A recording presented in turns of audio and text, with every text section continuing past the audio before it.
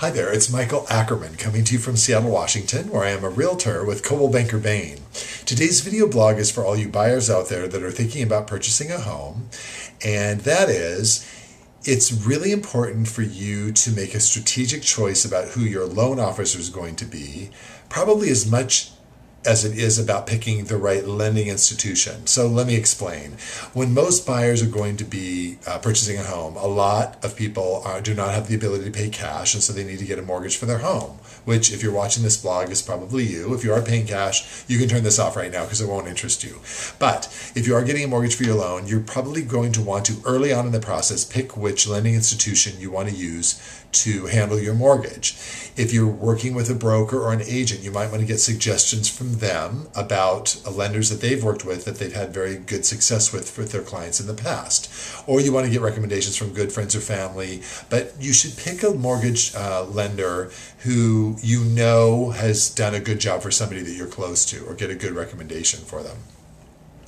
Most of the public really concentrate on, when they're trying to pick which lending institution is going to do their loan, is, what is the interest rate? What are my costs to close? That's probably the two that people most concentrate on.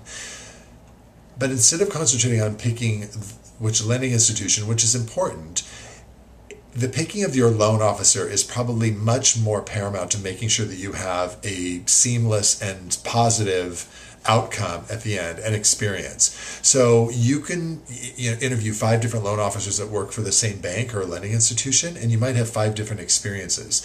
And as I have gone through my real estate career for the last 21 years, it really has become apparent to me that most of the public doesn't know that they should really concentrate on picking the right loan officer. And this is the person that represents the lending institution you're going to use, and is the person you're going to meet with to have them explain to you what mortgage options are there for you, where you make application. This is the person you're going to be in communication with all through the loan process until it actually closes. So picking that right person, picking the right fit is really important. And there are a couple questions that you do want to ask the loan officer. You want to ask them not only what is my interest rate going to be and what are my closing costs going to be, because that is important, but the service that they provide is so much more than that. You want to pick somebody who has a really good closing on-time ratio. How many deals do they close on time and they meet the closing date that's in the contract, as opposed to not missing that closing date and you have to extend the contract so that they can close? That's a really important question to ask. How are they communicating?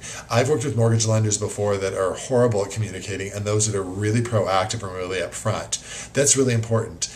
I, for my buyers, want a loan officer that's going to call me as well as them to keep me apprised of what's happening when I'm representing the buyer, and to let me know not only the good things that are happening, but if there's a challenge. Now, some loan officers won't call if there's a challenge. You just don't hear anything, which always makes me worry. So giving us the news upfront and being really communicative is really important.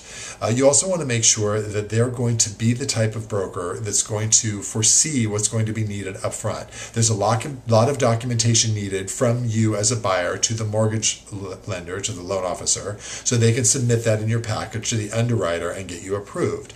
There's some loan officers that will ask for a certain amount of documentation up front. And again, lenders nowadays are asking for a lot more documentation than they used to.